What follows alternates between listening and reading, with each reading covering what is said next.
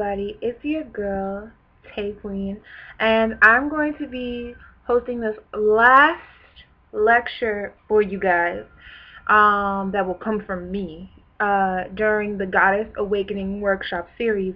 Now, this lecture is going to be entitled Unlocking Your Womb Wisdom with Gemstone Therapy. Now, unlocking womb wisdom with gemstone therapy, what does that mean? Well, basically, I'm going to teach you how to tap into the full potential of your womb reality, okay? And your womb reality is based off of the understanding that as women, we're the timekeepers. We're women of a cyclic nature. We're creatures of a cyclic nature. And in those cycles, we find sacred hidden meanings that actually give us a deeper understanding of what we're here to manifest and how we connect to the spirit realm.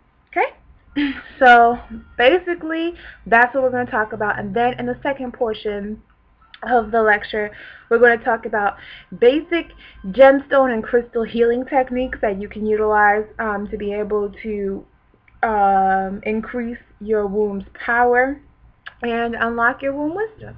Alright? So let's get into it. Now, your womb is a sacred and treasured vortex of amazingly abundant and fertile energy. One of its most powerful attributes is that it can record and transmit energy. Your womb is a creative and spiritual consciousness, and as we grow through our life, our womb records all of our experiences and emotions.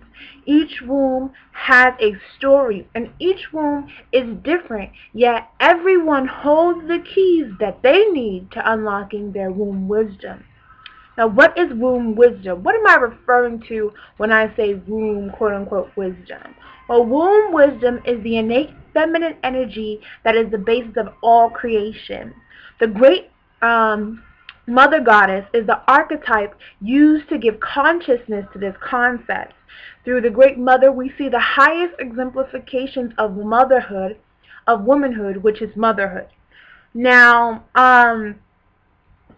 the Great Mother Goddess is basically this archetypal figure that you find throughout any type of spirituality, whether you research Buddhism, whether you research Hinduism, ancient African spirituality, even ancient European spirituality, as well as it's very much so talked about in the Native American spiritual systems as well. So Great Mother is this really primal archetype that we find, and it's one of the most ancient archetypes for God or the Creator that we find across the planet.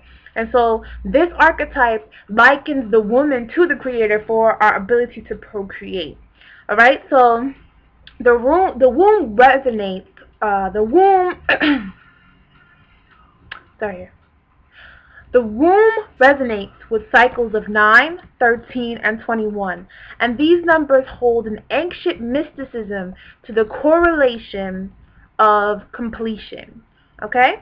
Now, 9 in the Bible indicates the fruit of the Spirit and the power of the Holy Spirit. Now, for those who may not be familiar, Christianity's archetypal structure was derived from ancient Kemet. And they use the Holy Trinity as a concept that they borrowed from ancient African spirituality. And in ancient African spirituality, it was the mother, the father, and the child. And in Christianity, they made it the Father, the Son, and the Holy Spirit. So the Holy Spirit was substituted for the feminine energy, but still correlates back to the feminine energy if you understand it as the Kundalini energy, or the energy that connects you back to the universe. And in Hindu or Vedic understandings, that energy is a goddess, and it's also a feminine energy. So you still have the connections there. In numerology, it is associated with soul purpose, spiritual awakening, inner wisdom, manifestation, and creation. So we see how in numerology it all starts to tie itself back into the whole concept or the main theme of what we're trying to explore, which is the creatress, manifestation, all of those different things that we've associated with the womb.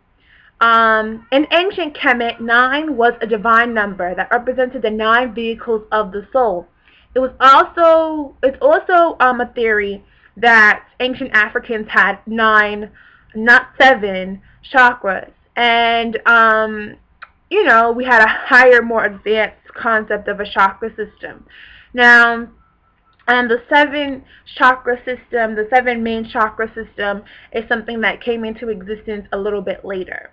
So, the 9 vehicles of the soul are not the 9 chakra system, but I just thought I'd mention that. The 7 vehicles of the soul actually have different names, and their names are the Ba, the Kat, the Kabit, the Sekhem, the Ab, the Ku, the Ka, the Ren, and the Sahu. Okay? You can read more about these concepts in the book that was recommended to me by Charisse, Opening to Spirit. And you can also do some research of your own. The Meta series, I'm sure, covers this as well. And I'm sure there's some type of Google page on it as well. So you can look it up. In supreme mathematics, 9 indicates born, as it's the only number that can give birth to itself. So, through different mathematical equations, 9 is the only number that can actually give birth to itself, as well as it resonates with the gestation period of human nature, so of the human woman. So, 13 is the next cycle that we're going to speak about. It's a very powerful cycle. The number 13 is a number of promise and resonates heavily with manifestation. There are 13 moons in one solar year, meaning that a woman will menstruate approximately 13 times a year.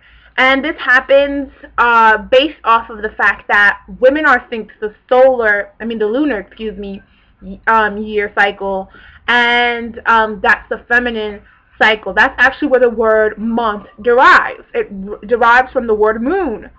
So moon or month is where the word month comes from.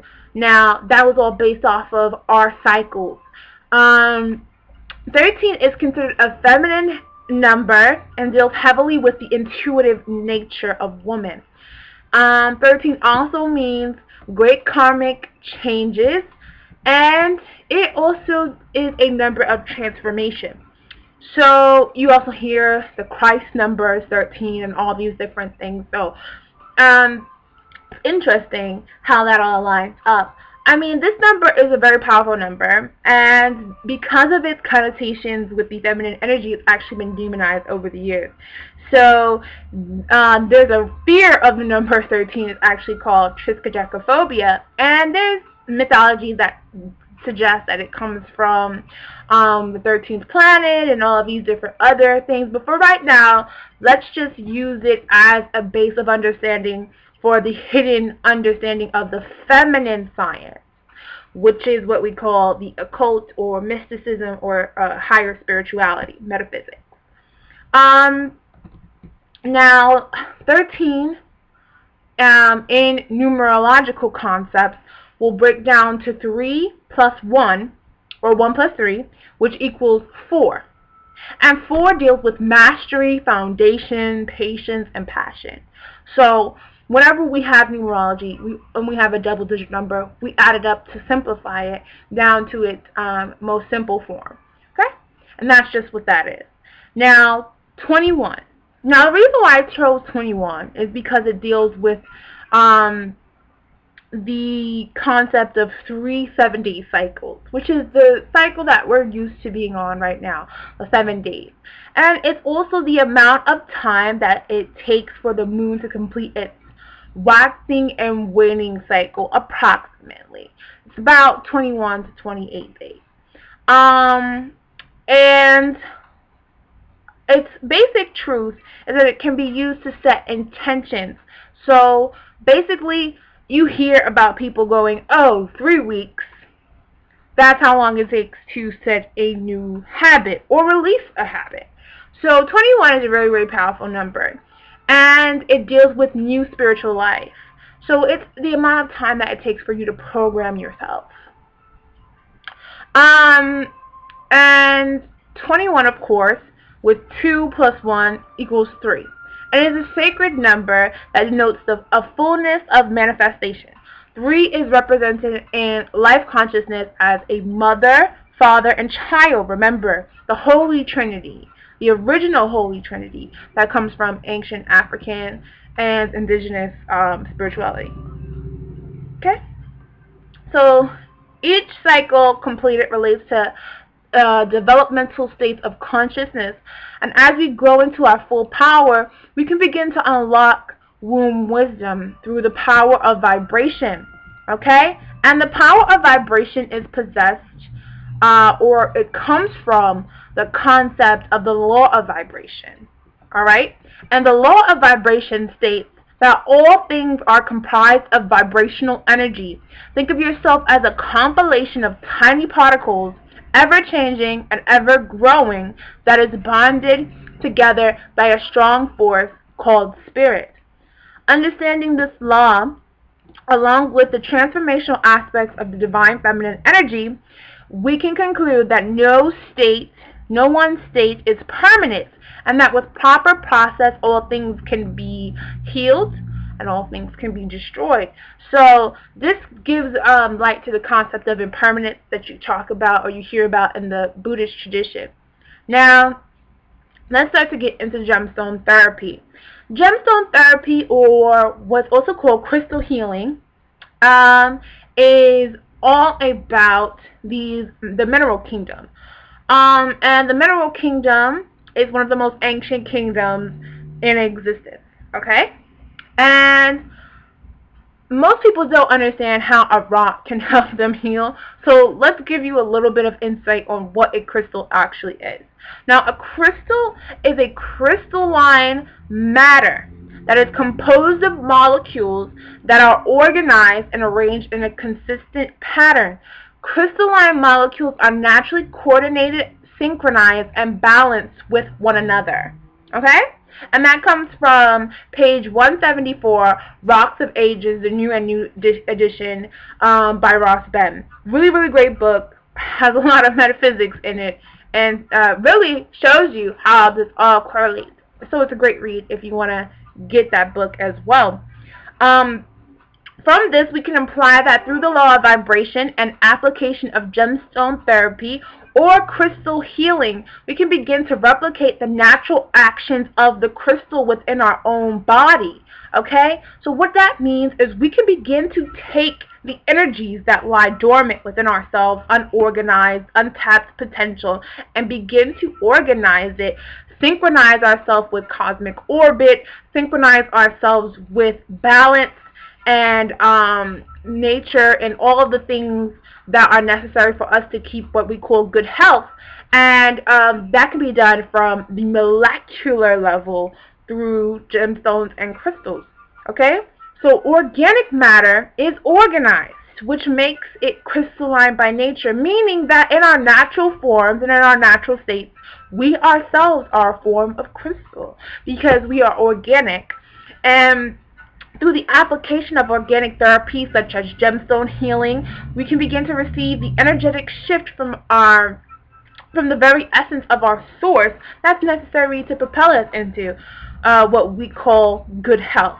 Now, what crystals should be used to heal? Now, this is something that a lot of people struggle with, which is why I came up with the whole concept of the gemstone consultation service. And that's because I didn't really see anybody giving you a reliable way to kind of calculate gemstones that would be best for you based off of your own unique energetic imprint. But to digress from that, a common formation of crystal that can be used to heal specifically the womb is what's referred to as yoni eggs. Now, yoni eggs are an amazing way to heal your womb, but many of us have trouble knowing which ones are best for us because we don't know, like, okay, so do I need some clarity? What do I need? What do these things mean? So dealing with people who are a little bit more experienced with gemstone healing can kind of help you get a perspective or a focus on which gemstones are necessary for you. But if you watched our last or previous lecture, you know that I talk about the womb centers in the context of the chakra system. So let's start there, right? As a basis for general understanding of which stones we should be able to use to help us heal our wombs. Alright? So let's start by the root, the sacral, and the solar plexus chakras. Because they are normally the chakras that are affected when we have womb imbalances, which is also referred to as the lower self. Okay? So the root chakra has a very powerful energy and vibrates with the color red. So a lot of the stones that deal with that are red actually will help to balance the root chakra, but they don't have to be red stones. So some of the stones that actually help the root chakra are red jasper, smoky quartz, and carnelian. Now, red jasper is really, really powerful. I love its energy. It actually picks up any environmental radiation, smog, or technology smog, and absorbs it and just gets rid of it for you. I have a red jasper. Is it here? Yeah. Let me show you. So this is red jasper. This is what it looks like in its tumbled formation. And red jasper is really, really awesome. Again, it actually has the ability to help you tap into psychic abilities as well, and it's also a really great grounding stone. So this is a stone that you really want to use to heal that that root chakra. Another stone is smoky quartz. Smoky quartz, oh my god, so in love with smoky quartz. And it's really funny because I got a very, very small piece of smoky quartz for free, actually, from ordering some gemstones for a client one day. And I'd been wanting smoky quartz. So smoky quartz is a really mystical stone. It's awesome. And what it does is it grounds your energy, and it transmutes negative energy into positive energy. If you're a person who has trouble rooting or grounding themselves, smoky quartz is definitely a stone for you. If you're having trouble with negative energy being around you and all these different things, smoky quartz is also protective. So it's a really, really great stone. It deals with transformation. It's kind of on a 13th vibrational concept, and you feel it instantaneously. Like when I pick up this stone, I feel it instantaneously throughout my whole light body. And it's very, very grounding. Very, very grounding. Okay? So the next gemstone that deals with the root chakra is carnelian. And carnelian is super amazing because it helps to give you an energetic boost. It helps to motivate you. It also deals with the sexual organs and can deal with sexual vigor. So if you're having a little trouble with your libido, carnelian can help you out with that as well. So it's a very fiery stone, and it's full of vibrant and lovely energy. So dealing with carnelian is a really, really great way to help awaken your root chakra. So if you're going to do chakra work, or you're going to choose a yoni egg for the need of your root chakra, those three stones, again, red jasper, smoky quartz, and carnelian, are great ways to go. Now, for the sacral chakra, stones like orange calcite, topaz, and blue kayanite can help you as well. I don't have orange calcite. I have some yellow calcite, but calcite basically normally has like a flaky look to it, like this. It's a very fragile stone, and you find it in an orange variation, which is actually great for healing sexual trauma or sexual abuse, by the way. This is also yellow calcite as well. So yellow calcite, uber amazing. But you want the orange variation for your sacral chakra. And you can also utilize topaz. Topaz has a transformative energy as well. I don't have any topaz. My mom actually has some topaz. I don't have any topaz personally, but topaz is a really, really great stone, especially for Libras. So if you're a Libra and you want to deal with some healing in your sacral chakra, topaz would be a great place to start. Now, blue kayanite, which is this stone right here. And if you've done any of the cleanses with me and Sharice before, you probably received one of these little babies for free. And the reason why I gave it out is because blue kainite actually helps with weight loss. So if you're trying to release weight, or you're trying to do a fast or a cleanse, blue kainite's really, really amazing, because what it does is it helps you to control your appetite. And it helps you not to feel as hungry or as needy towards different foods. So blue kainite's really, really, really amazing for that as well. And it's great for your sacral chakra. It's also good for your throat chakra as well. So blue kainite is the best. And it's also available Gemini Creations. I still have plenty of this stone. And it's a really, really great energy. I love this stone. Now for the solar plexus chakra, we have the 3 stones, which are Tiger's Eye, Citrine, and Yellow Tourmaline. Now, Tiger's Eye is so awesome. Like, you need some Tiger's Eye. If you don't have Tiger's Eye, there's also another stone I gave out during one of the other cleanses. Now, Tiger's Eye has the ability to protect and ground you, similar to Smoky Quartz. It's really, really very protective stone. Okay? And Tiger's Eye also works really great for self-esteem, courage, all those different things. If you have low self-esteem, Tiger's Eye can really help you out with that. Citrine, also another great stone that can help you out with that. I don't have any citrine in here because my citrine normally sits in my wealth corner.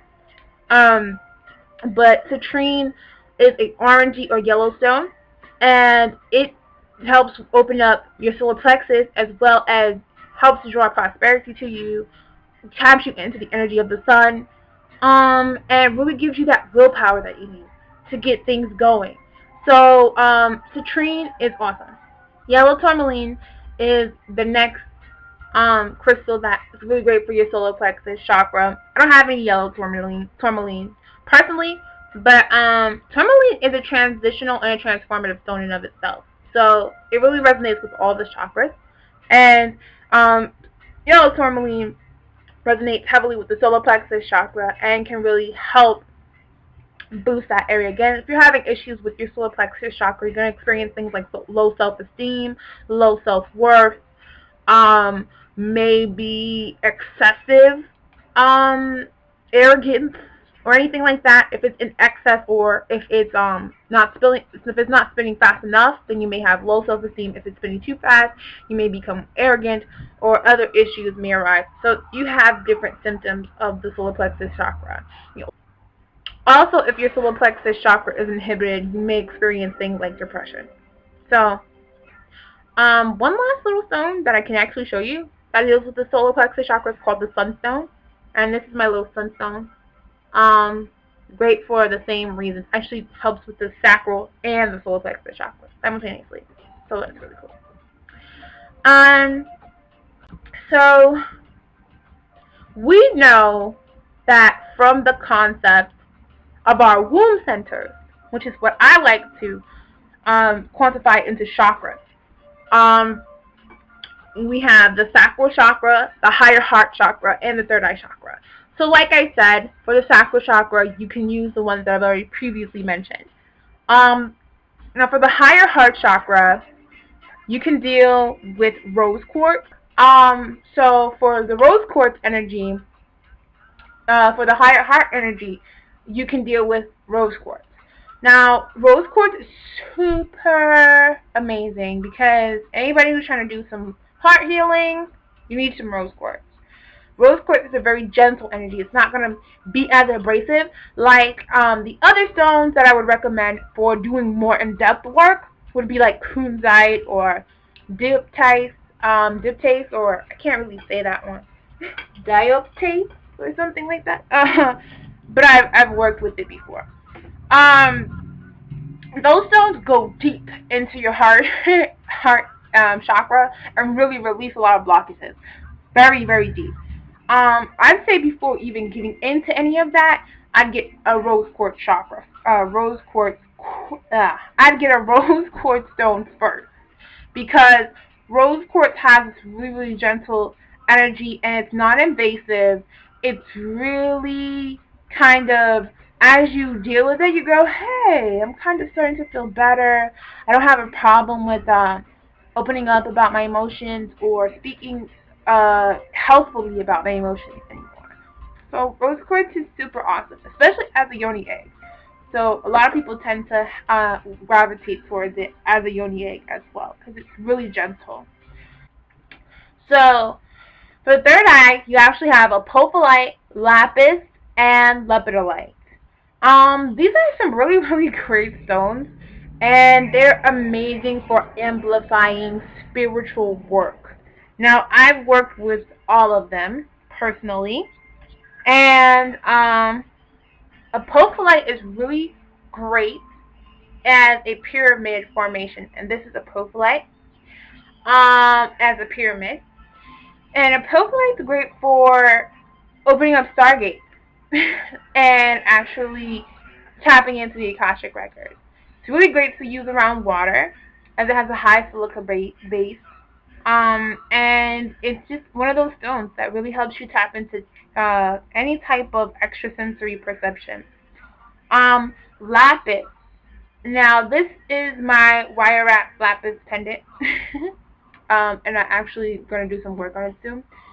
Lapis is a really great stone to help you get into contact with your spirit guides.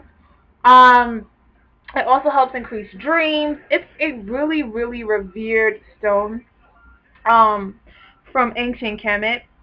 And it comes in this really great blue color, helps to awaken the third eye chakra. Now lepidolite, something you may not be as familiar with. And this stone is super awesome because it helps to, again, transmute electromagnetic smog. Now, that's great if anybody works around computers or anything, because radiation can actually damper your spiritual abilities very highly. Okay? So, lepidolite also helps with depression, actually, and can tap into both the third eye and the crown chakras. And it's a stone of balance, it's a stone of peace, it's a very, very mystical stone, and it's really, really amazing. So I like working with this stone as well. And so those are the stones for the different womb centers. Okay, again, those stones, those womb centers are the sacral, the higher heart, and the third eye, and they're really amazing. So tapping into them with gemstones is a really awesome way to start your healing journey. Now, these are crystals that are known for their ability to actually heal the womb. And they're used since ancient times with like midwives and known to have fertility properties and all of this great stuff.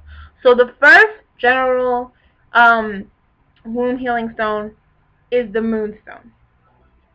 Now this is my moon baby. I really love this one. I've had it for a while. Um, and the moonstone helps to actually connect one to their inner intuition. It deals highly with feminine energy, assists in healing any issues that deal with the reproductive organs. It helps to balance emotional extremes and is really great for Cancers, Virgos, Aquariuses, and Pisces. But it's really great for anybody who needs to deal with womb healing. Now, another great stone that's great for womb healing is the carnelian stone. And carnelian encourages fearlessness.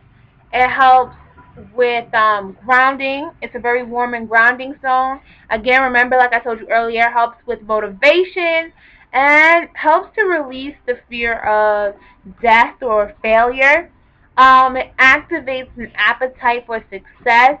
It provides you with mental clarity, focus, and all those great things, especially during meditation. It helps to heal depression and can increase your ability to assimilate nutrients. So this is a really, really great stone. It's great for Aries, Cancer, Leos, Virgos, and Capricorns. Okay? So that's carnelian. And Unakite is actually a stone I don't have, but it's another really great stone for womb healing. Now it helps to open your third eye. Um, it offers insight into past life blockages. So if the issue that you're dealing with you suspect comes from a past life source, helps to deal with releasing past life blockages and actually removing them while healing the past life traumas from their source. It's a really, really great stone. So you can, it's also a grounding stone, helps to balance emotions with spirituality. So that's another great quality. And it has a gentle and calming focused energy. Again, great for meditation. Um, Negates the issues of electromagnetic pollution. Again, radiation, all these different things. Helps with that as well. And it helps with recovery from trauma or major illnesses. Okay? And it actually does this by causing the cells to remember the perfect state of health that they came from. So it helps with cellular healing as well. And it actually facilitates healthy pregnancies. So it's really, really great for women who are pregnant or plan on becoming pregnant. And it actually helps for a healthy helps for a healthy development of unborn babies. And it stimulates the growth of your hair, as well as it helps with preparing skin. And it's great for Scorpios. So Unakite is a great, great stone. It's really, really amazing, and it's a great general womb healing stone. You guys gave me some issues that you were specifically dealing with, and I'm going to do my best to give you some crystals or gemstones that can actually help you and assist you with your healing process of those specific ailments. Now, candida is something that I deal with, and it's a really, really hard thing to recover from. And of course, you want to hit it from any way you can. And some of the crystals that are really great for candida are dendritic chalcedony, and I actually have a huge piece of it.